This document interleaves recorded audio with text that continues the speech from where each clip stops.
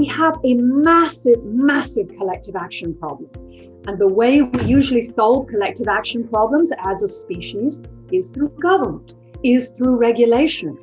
And a price for carbon would be incredibly powerful. Just to give you the intuition, at the moment when we burn coal-fired electricity, we generate health damages and climate damages that are nearly twice the original cost of generating the electricity in the first place. So our free market is badly distorted. Fossil fuels are priced far lower than their real costs.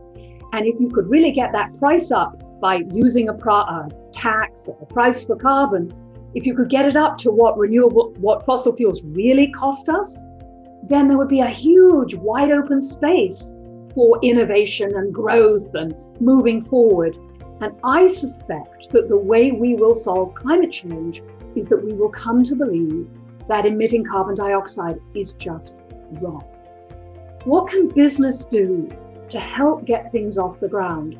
And maybe, just maybe, we can get the whole way there through technological innovation. I don't think so, but I think whatever happens, getting business moving is going to make a huge difference. Does solving climate change require reimagining capitalism? Yes, it does. If we all individually maximize shareholder value, we will take the planet over the edge. And in the end, that can't be good for business. So it seems to me there's a clear collective case for solving climate change. That as a business person, if you could be persuaded everyone else in your industry, in your region, in your world was going to address climate change, that you would be glad to help. Because it's not going to be good for business when the great coastal cities are underwater, when millions of angry people are migrating north because the harvest fails, when the destabilization of the world's food systems lead to the destabilization of the world's political systems. Is not going to be fun. How do we make sure that everybody moves? So I have an answer. This is the fun part of being an academic. 5 steps to systemic change. All we need to do is create shared value. What does that mean? There's lots of money to be made in the short term in addressing climate change. I read the existing data to suggest that we could reduce energy use or decarbonize energy use to about 30 or 40% of what's needed just on profitable opportunities. So that has got to be step 1. It won't be enough. We will need to build cooperation across industries and regions so that if I agree to stop cutting down the trees and causing deforestation, which is a major source of climate change, my major competitors do the same thing, and none of us is at a competitive disadvantage. That's already happening. It won't be enough, and that's becoming clear. It's fundamental we also need to rewire the financial system. Because until and unless we change the allocation of capital so that capital flows to those people who are on this agenda and shut down capital to those who are continuing to act in the old ways, it's going to be too tough to maintain cooperation. Oh, and by the way, we're still going to need government policy. And to get the kind of policy we need, we're going to have to rebuild our political institutions. So those are the 4 steps. And underneath them all is the energy that's going to drive this, that is already driving this, is embracing a purpose beyond profits, is a recognition that it's not just about me right now, but also about us and later.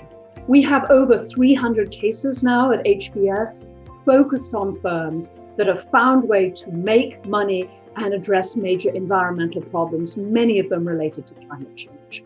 So it's a way to get great talent, it increases engagement, it reduces your risk, it cuts costs. One of my favorite examples is Walmart.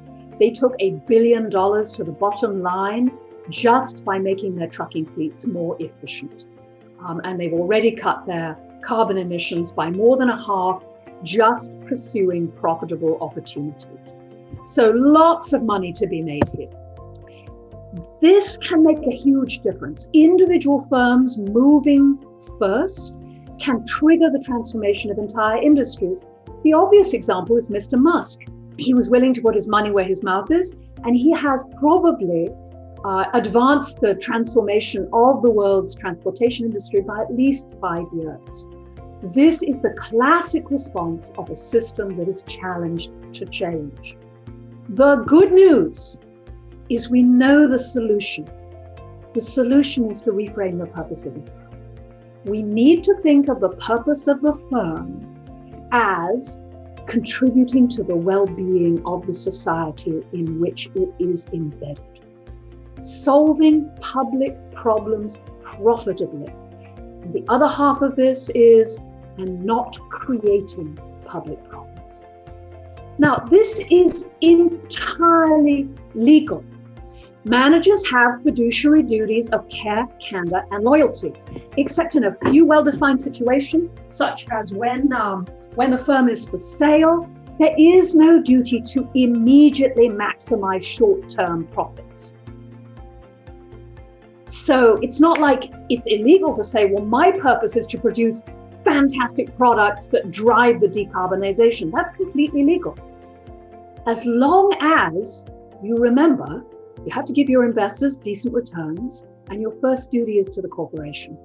An authentic purpose gives you strategic alignment, so everybody's on the same page. It motivates people intrinsically, so they're excited to come to work, and it builds trust. We need environmental, social, and governance metrics. Some advocate the use of the term impact metrics. We need to know what these firms are doing that is material, that is really makes a difference to the company and the people they work with, but non-financial aspects of performance. The data suggests there's no evidence that really doing well on these metrics reduces performance, and increasing evidence of positive correlation.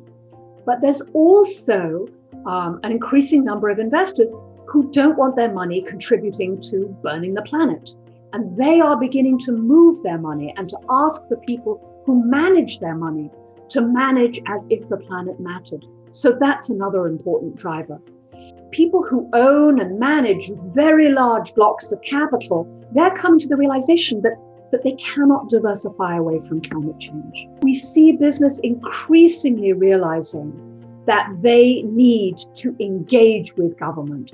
We Are Still In is a partnership between businesses and local mayors and local governors committing to reduce emissions collectively and to take cities or regions towards carbon neutrality. Groups like Leadership Now, Time to Vote, Fix the System, American Progress, they are groups of business people coming together to say, not only do we need a carbon price, we need a government that's thinking about the long term and the common good. And that requires our active support of democracy.